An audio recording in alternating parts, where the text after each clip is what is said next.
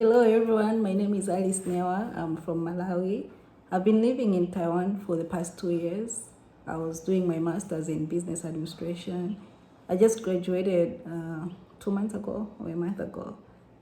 And I get a lot of questions on my Instagram. I got a lot of questions on how can I study in Taiwan? How did you do it? So I'm gonna try to make a video. Most information you can find online actually, but I'll try to link everything that I talk about and even things that I forget to talk about.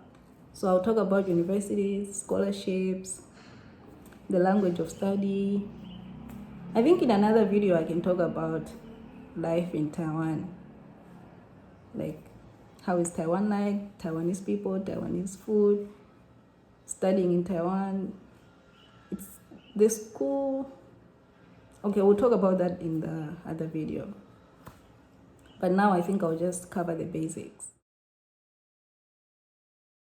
They have 2 semesters, right? There's the fall semester and the spring semester. If you're doing your master's, you can come either in the fall or in the spring. But if you're doing your undergrad, you have to come in the fall. I'm not sure of the actual dates, but they're there online and I'm going to link it down below. I'll try to link a lot of things down below. If you have any questions, you can ask me on you can ask me on my Instagram. I think I'm gonna put it down below too. And I'm going to link another channel that takes you through the process of the scholarship application. So I'm shooting by my window and there's a lot of noise outside. There's construction, there are people moving around. I don't know, there's nothing I can do about it. So I hope it's not going to be too loud.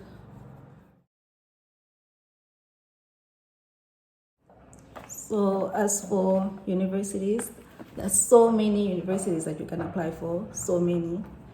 There's just too much noise outside. But there's so many universities you can apply for. It depends on the program that you want to study. So I'm going to make sure I link the list of universities that offer English programs and the actual programs that they offer. So if you want to study medicine, if you want to do business, if you want to study whatever people study in school, I'm sure you'll find it. So I'll try to link it down below. Oh, and when you're applying, make sure you're applying for an English program, okay? That is very important. Make sure you're applying for an English program. Otherwise, what are you gonna do? What's the point? Sorry, my paper is torn. This is where I wrote down all the things, yeah. Just make sure you're applying for an English program. It's very, very important. Otherwise, oof.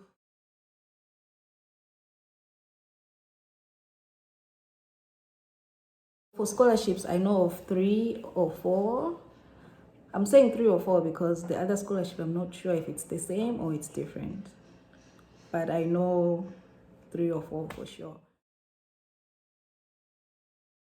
For the Moa Scholarship, they offer an air ticket, round trip, going to school and coming back home. So if you want to travel in between, it's up to you. And they offer a monthly stipend of 30,000 NTD. So that monthly stipend, you have to be very careful because that's the same money you use to pay your tuition, your accommodation, your health insurance, and other fees like internet and all those things. So it's really up to you. So you have to make sure you're saving money and paying everything that you need to pay for from the 30,000 NTD. You get it each and every month. Even if you're not in school, you get it. Like you're on holiday, you get it. So it's possible to, it's quite easy to save, I think. It depends on how you spend, but I feel like it's quite easy to spend. I mean, to save and also spend, of course. But yeah.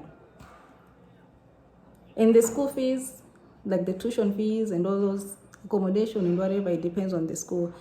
But I also heard that some schools provide like 50% off, like a tuition waiver for students who are on a Moa Scholarship. So it's quite a good scholarship, I think. It's quite a good scholarship. But the scholarship that I know for sure that Malawians can apply for is the MOE scholarship. So MOE, if you're an undergrad, you get 15,000. If you're postgrad, you get 20,000 per month. And they also offer a waiver of tuition and other fees. And this one is open to Malawians. I think they take care of your tuition fees. Okay, I'm not very sure. I think I'm gonna link it below so you can check everything. But they offer 20,000 as stipend, 20,000 NTT a month. So it's also quite a good scholarship, I believe. It's very good. And there's the ICDF Scholarship. This one, if you're Malawian, you cannot apply for. There's only a few countries that can apply. So I don't know much about it, but I'm just gonna mention it anyway. This one, they offer airfare, they pay your tuition fee, they pay your credit fee, they pay your insurance, they pay your book cost, and they give you a stipend of 12,000 if you are undergrad. Masters, you get 15,000. PhD, you get 17,000. So they cover everything. What you have to do is get good grades. Otherwise, they cover everything and then they give you a stipend. This one is also a very good scholarship. Much as it seems like you don't get a lot of money for stipend, but it's very good because everything else is getting covered anyway. Schools in Taiwan also provide their own scholarships. But then the thing about this scholarship, is that they do not provide air tickets. So that's on you. Accommodation. Let me just say, all those fees they don't provide. Fundamentally, this scholarship is the same in all the schools, but it might be administered differently. In the school that I went to, you had to apply each and every semester, but in other schools, you apply once a year. But in all the schools, it depends on your performance. In the video, I explain according to the school that I went to. So it's very important for you to get the information from the actual website of the school that you're applying for. Some things will be similar, some things will be different. What they do is they have 3 types of scholarships. There's the 100% scholarship. No, it's called type A scholarship, type B, and then type C. So type A scholarship, you get 100% tuition waiver and a stipend of 6,000 NTD. Type B, you get 100% tuition waiver but no stipend.